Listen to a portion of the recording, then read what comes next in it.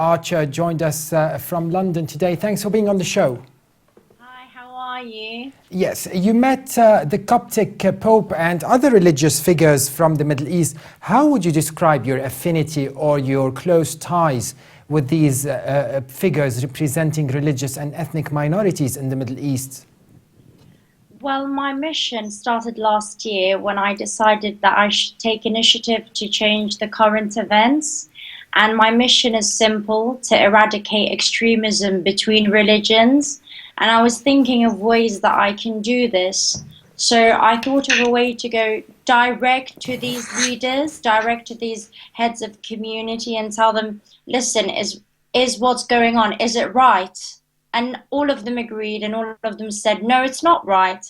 So my aim was to go to them and deliver the message that they said back to the youth, so the youth can have some kind of information, not to follow the politically organized groups, especially like ISIS, because if the heads of these communities, they're very wise and they've been studying religion, most of them are philosophers in religion, are saying this is wrong, then why are the youth going to politically organized groups? So how would you describe the awareness amongst the average British youth and citizens when it comes to the Middle East and the diversity in the Middle East, especially at times when most Muslims are denouncing what ISIS is doing, yet here in the UK things could be different when it comes to that? To be honest with you, I think the British are educated when it comes to the Middle East and religion. I mean, in a sense, they're always there. They always want to try different foods, different cuisines, know about the culture. So we're more developed in more sense than others. But I blame the media. The media has a lot to do with this. For example, ISIS is a terrorist group. Yes. I do not know why they're affiliating it with Islam or it be having an Islamic State. So just because I say my color's red doesn't mean that I'm red. Okay, so just because they say, oh yes, we're an Islamic State, doesn't mean they are, because they're obviously terrorists and they have nothing to do with Arabs, they have nothing to do with the Middle East, they have nothing to do with religion. Now there is a problem because some Muslim heads are not saying that, okay, these are not Muslims. That's when the problem occurs. But I think in a sense the British public are aware of what's going on. Let's see, Father Ephraim here at the studio. What do you have to say to add to that? Do you believe the media has a role to play there? Yeah, I really agree that the media has. I really agree that the media has to do more and to support our people in Iraq and Syria, and as well as the government in Iraq and Syria must do more to support them. And Sarah, will you have any efforts, perhaps as a member of the Portsmouth Youth Parliament? Would you be doing any efforts maybe to take this case even to Westminster? You know, I was a part of the Portsmouth Youth Parliament, and I was there, and I did help it establish. I was part of the establishment.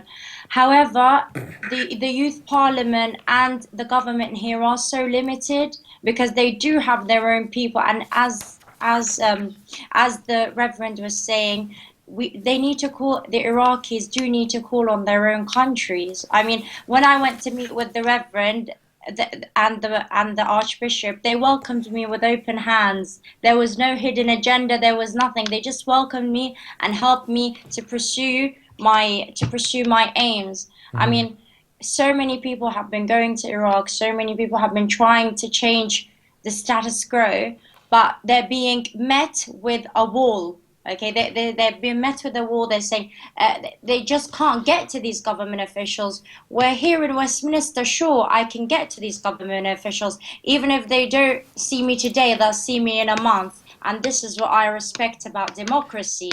Okay, whereas in the Middle East, it's not that clear. You have to know someone to get somewhere, to meet someone. and if you do, you might get nowhere. So that's what I think. Something should change. I know Iraq is not stable, nor is the Middle East, but that stability also comes because we're not pulling together to help one another. And I think when that occurs, that's when small groups like ISIS won't have a little way to hide, you know? Yes. And now we will get another point of view. Stay with us, Sarah, if you don't mind. Stay with us on the line. Father Ephraim, like former Miss UK Beauty was saying, obviously she has a say. She represents the youth in England, not just the beautiful youth, of course. Now, when it comes to she mentioned that people go from the West and they hit a wall when they try to help when it comes to Middle East and the protection of Middle East minorities. It seems to, as we heard from her, that the political leaders are not as cooperative as the religious figures over there, especially the ones she met in Egypt and elsewhere. So do you agree that the clergy are more efficient when it comes to that? Yeah, I already said that the only representative of our displaced people are the church. There is no political representative in our church or a Christian representative. We really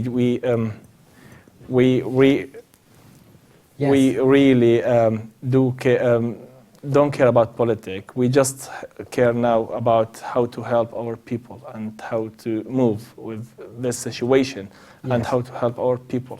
And really, I 100% agree with Miss Sarah Archer about what she said, that unfortunately, we trying our best and with small sources, and the government have all the money. They just care about their positions, about how to get money from the government to their own banks. But Sarah Archer, stay with us as we welcome now Mr. Nidal, an IC political analyst joining us from Syria. Welcome to our discussion. Mr. Nidal, thank you very much. Welcome. Mr. Nidal, in a recent article you wrote on the occasion of the Persian Nowruz festives, you wrote that above all what is happening in the Middle East is cultural terrorism. Tell us more about this. Good evening to everybody, and thank you for hosting me. In fact, what I meant through this idiom, that the cultural terrorism is trying to impose the Wahhabi way of life in Syria. Yes. This kind of unit thinking, the Wahhabi way of life. That is what happened in the so-called liberated areas in Syria. They imposed the Wahhabi life in Syria. That is what was happening in Syria for the 4 last years.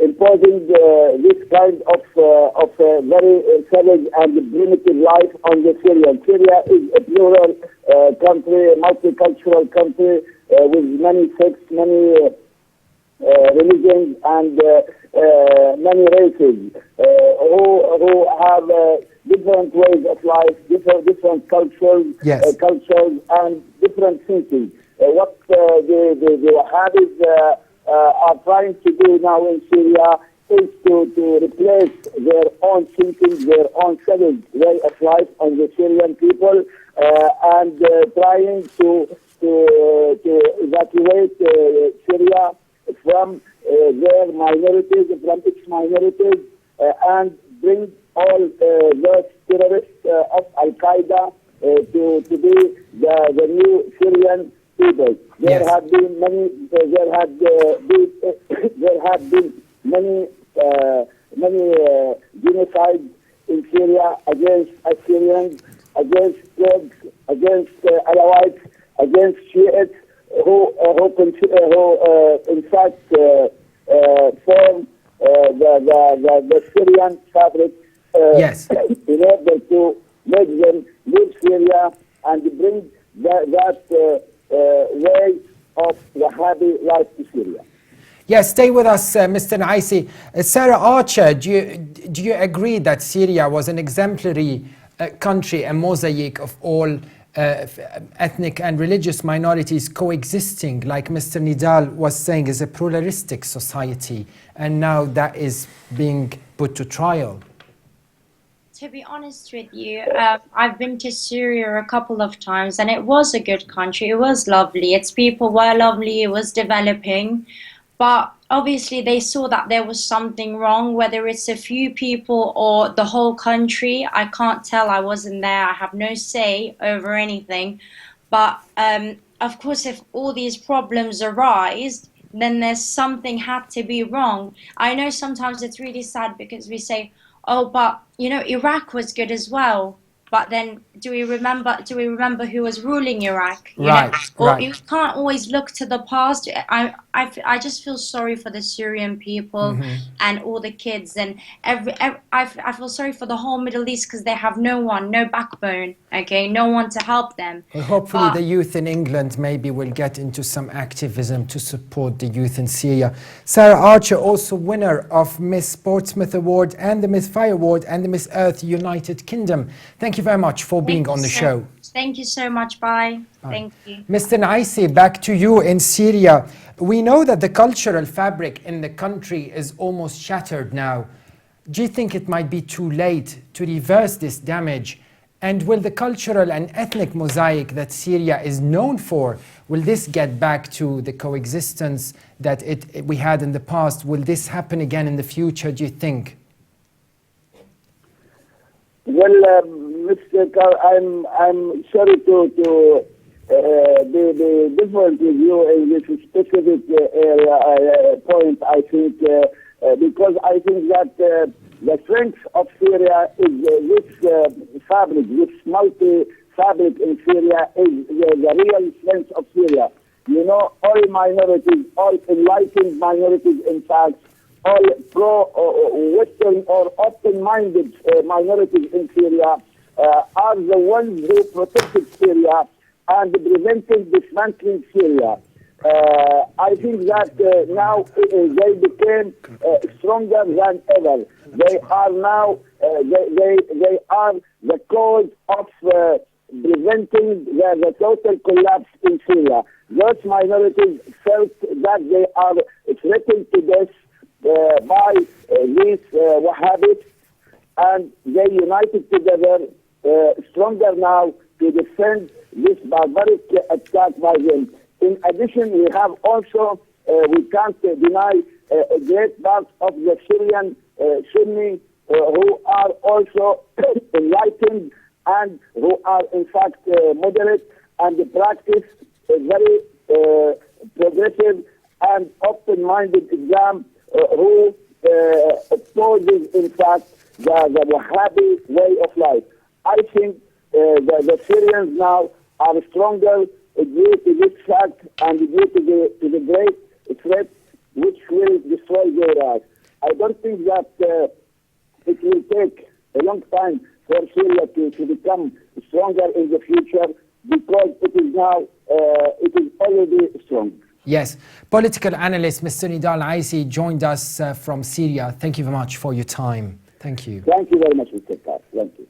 Father Ephraim, I thought you had to say something. Yes. I just want to add that there are many governments and people supporting ISIS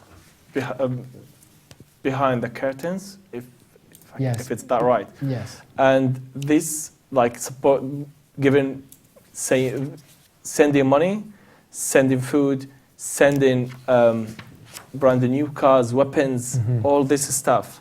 So please, from this TV, I would say to all the governments, please stop supporting ISIS. And after this, we would say to our governments in Iraq and Syria, please do something to them. We see like there is a political play in a game in this area. Why there is we spend in Iraq? I'm speaking about Iraq. We oil country. We have a lot of money. we spend like millions of dollars, and if it's not